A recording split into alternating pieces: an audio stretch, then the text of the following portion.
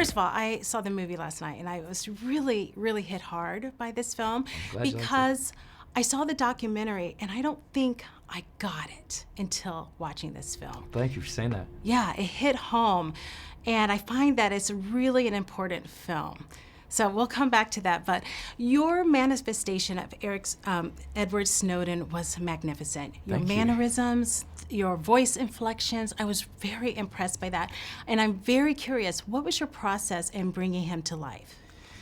Well, the truth is, when Oliver first offered me this part, I mean, first of all, I was just incredibly flattered. I'm such a fan of Oliver Stone, but the truth is I didn't really know that much about Edward Snowden. I'd heard his name, you know, we all kind of have heard his name, but when I thought to myself, wait, but what exactly did he do? I didn't know any of the specifics, because you hear things in media, you see headlines or little bits on TV, but a lot of those things are kind of simple and they don't really give you a sense or understanding of what exactly he did or why he did what he did. So I dug in.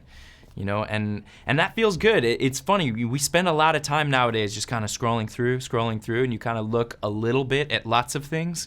It felt good to pick one thing and really dive into it and try to learn as much as I could about it. That's fantastic. So did you watch a lot of video clips? Did you ever get to speak to him? Did Oliver Stone help you in creating him? Yeah, all of the above. Oh, great. I did get to go speak to him a few months before shooting.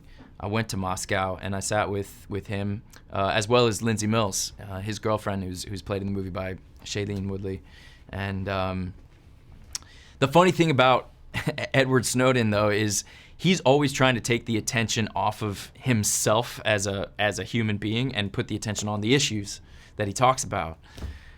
But I'm an actor, and I had to play him, so of course I'm going to focus on him as a human being and try to get a sense of, you know, what's he like, how does he sit, how does he stand, how does he eat his lunch, how does he shake your hand. So getting to spend that time with him was really, really valuable for me. Fantastic. And I'm also curious about when you went in to do your research. I know you spoke a lot about learning about his mannerisms, but the psychology of Snowden, I think, has been misrepresented in so many ways.